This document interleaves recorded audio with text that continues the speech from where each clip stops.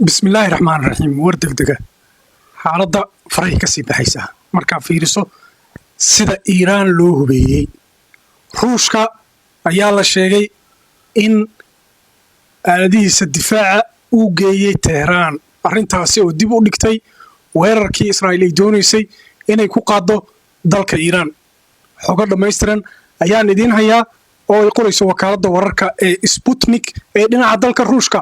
kantaalada ay haysato Iran oo laga faalooday iyo waliba warar dheeriya oo soo baxaya oo ku saabsan hadalhaynta TV-ga 12aad ee Israa'iil oo tan iyo xalay live ku jiray isla markaasna ka doodayay sida Iran ay uga jawaabi karto haddii weerar lagu qaado iyo waliba qaabka ugu habboon ee loo weerari karo wali kumaanay dhicin hal dhinacna iskuma raacin laakiin sida warbixinadeenni hore aad ku daawateen haatanna sida tooska wararka u socda waxay caddeynayaan in ay wasiiradoodu isku raaceen laakiin tallaabadii aan la qaadin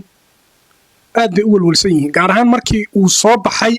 shantii bisha oo maanta ah warka sheegaya in S-400 ay Moscow u daabushay Tehran soo dhawaada u sheegara asxaabtaada like muuqaalka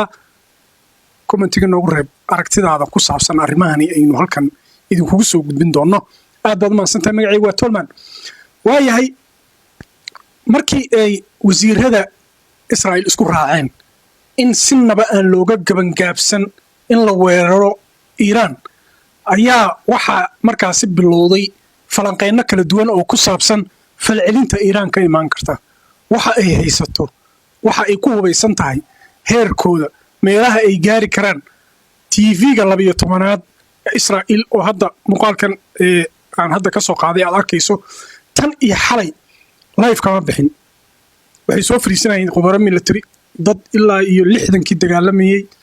dad markaasi retire oo shaqada ka fariistay waxa ay analyze gareynayeen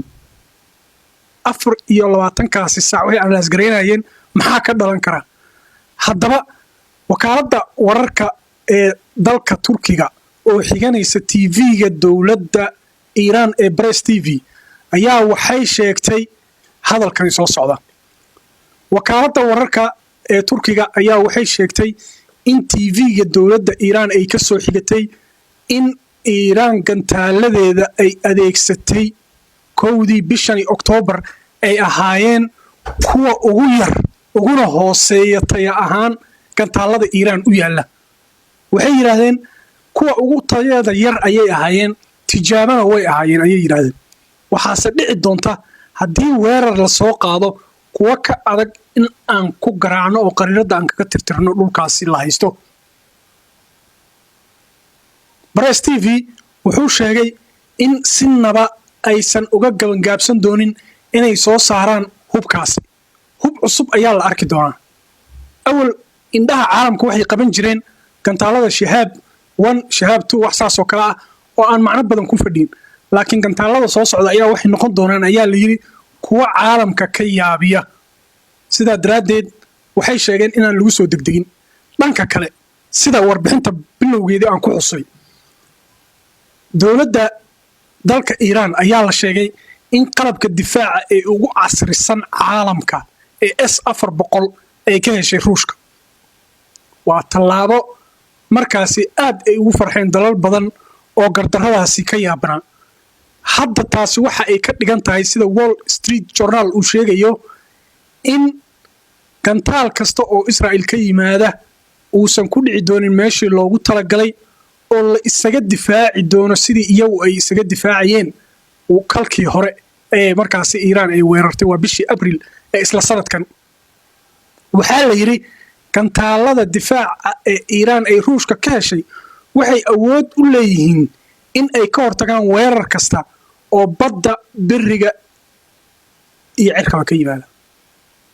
horumar cusub waa waxyaabaha wadnaha jaraya galbeedka iyo waliba Israa'iil oo ay la yaaban yihiin bal Iran oo S-400 haysata xagee loo maraya xagee laga maraya ma jirto taasna Wall Street Journal ayaa qoray sida kale wararka kale ee markaasi soo baxay waxay sheegayaan in xaaladdu ay wali tahay duqeymo ka socda dhinaca Lubnaan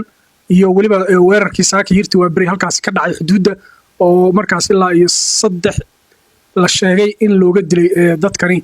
markaas weerarka ah ee Israa'iiliyiinta ah xaaladuna halkaas maraysa arrimaha difaac ayaan hadda lagu mashquulsan yahay Iiraan difaaceedu waa laga yaabay gacanta laga taagay soo dhawaada assalaamu calaykum waraxmatullaahi wabarakaatuh warar dheeriya soo socda isla socod wanaagsan